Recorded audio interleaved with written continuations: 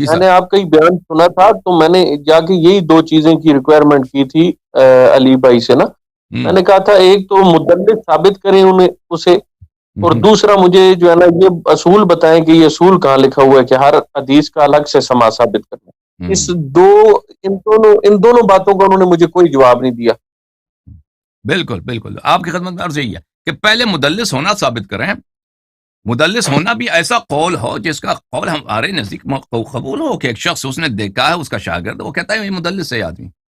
اگر صدیوں بعد ایک شخص آتا ہے کہتا ہے فلانی مدلس ہے، وہ یہ کس کے لیے حجت ہے؟ یہ کسی کے لیے حجت ہے عزیزو.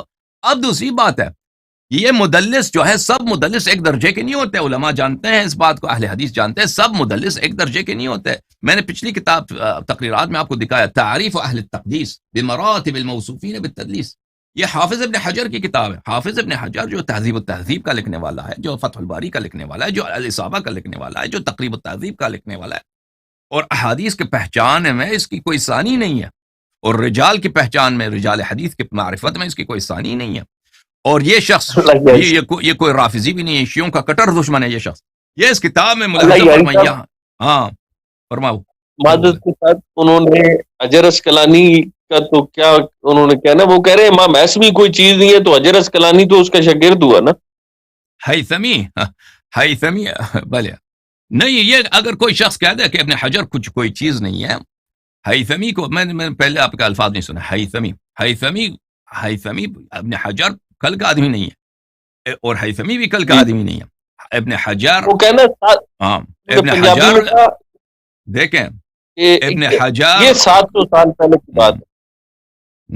ابن حجر جو ہے، ابن حجر معرفت احادیث میں یہ سب، اگر کوئی شخص کہہ دے کہ ابن حجر کی کوئی ویلیو نہیں ہے، دیکھیں وہ شخص نہایت ہی جاہل، نہایت ہی نادان ہے. تمام علماء جتنے ہیں حدیث کے محققین ہیں، چاہے وہ البانی صاحب ہوں، چاہے وہ اللہ آپ کا بھلا کرے اعظم گڑھ کے جو ہیں محدث ہیں، کیا نام ہے ان کا، حبیب الرحمن اعظمی صاحب، جو بھی پرانے ابھی ہمارے زمانے میں جو بزرگ مشہور محدثین گزرے ہیں یہ ہوں، یا ان سے ہمارے دور میں ابھی فی الحال جو حدیث میں تحقیق کرنے والے لوگ ہیں، یا ہمارے پچھلے نسل میں جو لوگ گزرے ہیں، یا ان سے پچھلے نسل میں جو لوگ گزرے ہیں جنہوں نے حدیث پہ کتاب لکھی، یہ سب جانتے ہیں کہ یہ سب کے سب محتاج ہیں ابن حجر کے کتب کے، ابن حجر کے تصنیفات کے.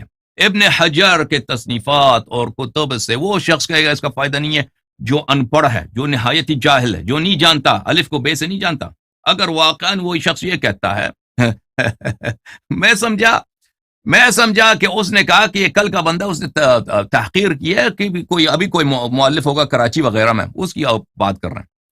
تو یہ تو بہت نہایت حیثمی مجمع الزوائد والی کی بات کر رہے ہیں، مجمع الزوائد والے حیثمی. جی میں نے مجمع الزوائد کا یہ حوالہ بھی دیا تھا جس میں انہوں نے اس کو جید لکھا ہے، اس کی سند کو نا خلیفتین والی روایت. تو انہوں نے کہا کہ ایسمی کل 700 سال پرانا ہے نا، تو پرانا عالم تو آپ نے کیا پرانا عالم تھوڑی بتایا، یہ تو 700 سال پرانا ہے. میں آپ کی خدمت میں عرض کروں کہ اس کے جو ایسا شخص یوٹیوب میں آ کے جو کہتا ہے نا، وہ یوٹیوب میں اکثر لوگوں کو نہیں پتا ہوتا، کالج کے لڑکے ہوتے ہیں یا عام مسلمان ہوتے ہیں جو پرچون کی دکان میں کام کرتے ہیں یا آفس میں کام کرتے ہیں، ان کو دینی علوم کا علم تو ہوتا نہیں، حدیث کا بھی نہیں ہوتا. ان کے لیے تو یہ بات ان کو متاثر کر سکتا ہے، لیکن جو شخص احادیث کے کتب سے معرفت رکھتا ہے، پتہ ہے کہ جو شخص یہ جملہ کہتا ہے نا، اس کے منہ سے یہ جملہ نکلتا ہے، وہ نہایت ہی جاہل آدمی ہے، اس کو کچھ نہیں. اللہ یاری صاحب مجھے ایک اجازت دیں، میں نے آپ سے جو ہے نا ایک اور انہوں نے اس کے جواب میں مجھے کہا کہ ابھی ریسنٹلی انہوں نے ویڈیو اپلوڈ کی ہے، اس میں کہتے ہیں ختم نبوت کا یہ تقاضا ہے کہ نبی علیہ السلام اپنے بعد کوئی خلیفہ نامزد نہ کریں. تو پھر وہ بخاری میں ایک حدیث ہے، اگر میں غلط نہ ہوں تو، کہ نبی علیہ السلام نے اپنے 12 جانشین یعنی کہ 12 خلفاء کا تو ذکر کیا ہے، وہ جانشین ہی نہ ہوئے جو رسول اللہ نے بتائے ہیں. بہرحال یہ جاہلانہ باتیں. ختم نبوت کا مطلب یہ ہے کہ ان کے بعد کوئی نبی نہیں آئے گا، یہ نہیں مطلب اس کا کوئی جانشین نہیں ہے. ان کا ابو بکر کو بھی یہ لوگ خود خلیفہ کہتے ہیں، یہ ان کا خلیفہ جانشین ہے، ٹھیک ہے نا. دین میں میرے بھائی، دین میں بدعت لانا یہی ہے کہ ہم اپنے افکار سے کوئی بات جھوٹی بات بنا دینا، اس کو دین میں داخل کر دیں کہ ختم نبوت کا یہ معنی ہے.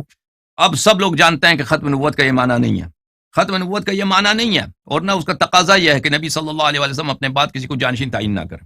یہ ختم نبوت سے اس کا کوئی ربط ہی نہیں ہے. ختم نبوت کا مطلب یہ ہے کہ ان کے بعد کوئی نبی نہیں آئے گا، کوئی صاحب شریعت نہیں آئے گا. یہ معلوم ہے. اب ان کے ہاں یہ نہیں آئے گا. ہاں ان کے بعد مسلمانوں کا لیڈر، ان کے بعد مسلمانوں کا لیڈر کوئی ہو، یہ خود تعین کریں. اس کا ختم نبوت سے نہ کوئی تضاد ہے، کوئی کنٹرڈکشن نہیں. ٹھیک ہے نا جی کوئی وہ نہیں ہے. لیکن یہ جو انجینئر صاحب بات کر رہی ہیں بخاری کے بھی خلاف نہیں ہے، کیونکہ بخاری میں تو نبی علیہ السلام کی حدیث ہے کہ میرے بعد 12 خلفاء ہوں گے. تو وہ نبی علیہ السلام نے جو ہے نا وہ منصوص من اللہ ہی ہوگے نا، جو نبی علیہ السلام نے بتا دیے کہ میرے بعد 12 ہوں گے، وہ منصوص من اللہ میں نہیں آئیں گے.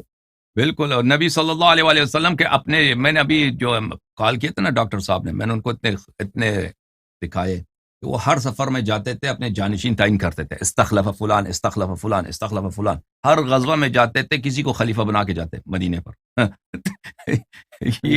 یہ کسی کو اپنا جگہ پہ بٹھا دینا کہ بھائی تو لوگوں کا نماز پڑھا دے، کوئی آ جائے تو اس کا مشکل حل کر دے، کوئی مسئلہ آ جائے اس کا جواب دے دینا. تو یہ یا کوئی دوسرے جو کام ہوتے ہیں یہ تم کام چلا دینا. بس جو میرے فرائض ہیں جب تک میں واپس نہ ہوں تو اس کو چلا دینا مدینے میں.